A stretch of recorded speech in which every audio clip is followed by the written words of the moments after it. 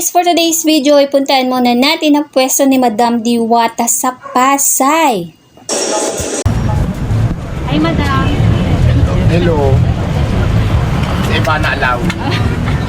O diba, si Ivana Alawi na daw siya kasi nga nakatrabaho niya si Coco Martin at Ivana Alawi sa Batang Quiapo. Panoorin niyo na lang guys kung paano umarte si Madam doon.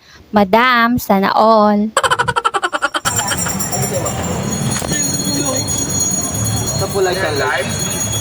At kahit sobrang init ng panahon ay hindi talaga nawawala ng tao ang parisan ni Diwata.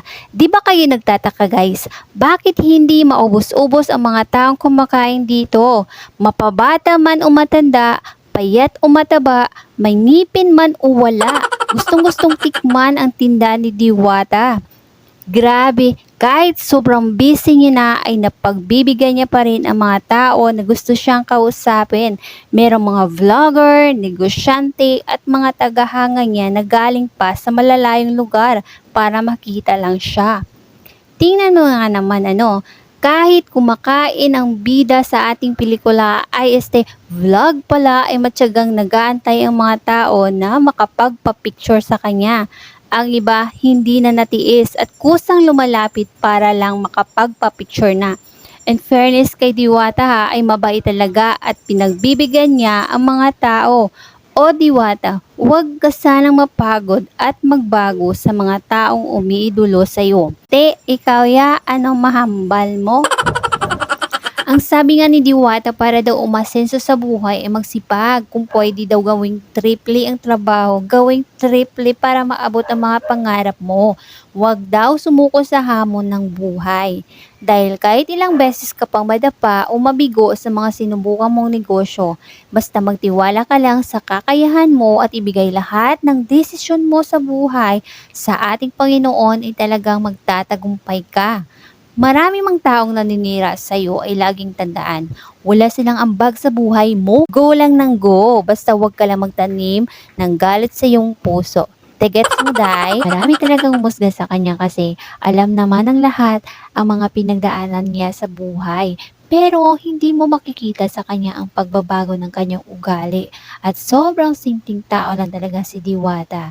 Kaya ang mga bashers dyan, nako magsiuwi na kayo at magluto na inyong pagkain dahil gutom lang yan at pag-inggit, pikit. Sabi nga niya, te, ma-interact pa day?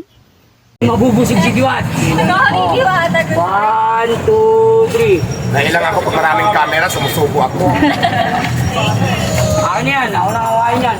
Ganun pala pag artista, Siyempre. Si Atay. Artistang bulok. Ayaw Ayun mga po yung cellphone Artistang bulok. O ayan na nga, natapos na din si Madam sa kanyang pagkain at pinagkakaguluhan na naman siya.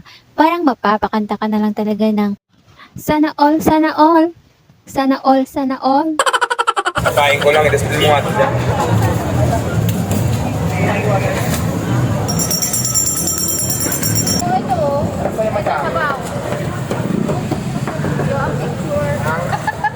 Oo nga. Ay, hindi ko naman kaso wala akong noodles dito. Kahapon naman, nagbibigay ng noodles lang. Sige, sunod na lang. Kahapon nga din, meron din dumating. Picturean mo din kami, Jo. Diba? Picture mo.